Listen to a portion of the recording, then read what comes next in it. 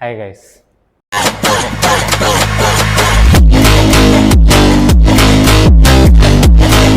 Upright raw ചെയ്യുമ്പോൾ രണ്ട് shoulder movements ആണ് നടക്കുന്നത്.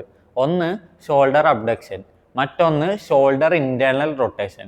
ഈ രണ്ട് മൂവ്മെന്റ്സും ഒന്നിച്ച് നടക്കുമ്പോൾ ഷോൾഡറിലെ മസിൽ ഗ്രൂപ്പായ റൊട്ടേറ്റർ കഫിലെ മസിലുകളിലൊന്നായ സുപ്രാസ്പൈനാറ്റസിന്റെ ടെൻഡൻ, ക്ലാവിക്കിൾ അഥവാ കോളർ ബോണുമായി സ്ക്രാച്ചായി ടയർ ആവാൻ ചാൻസ് ഉണ്ട്.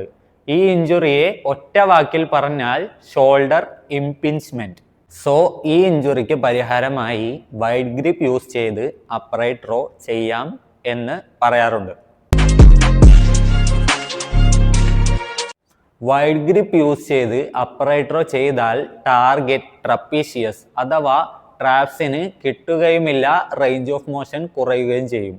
So a better alternative for upright row is dumbbell ഷ്രഗ്സ്.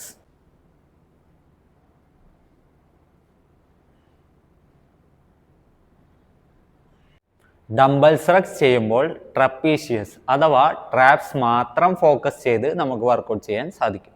So minimise the risk, maximise the gains.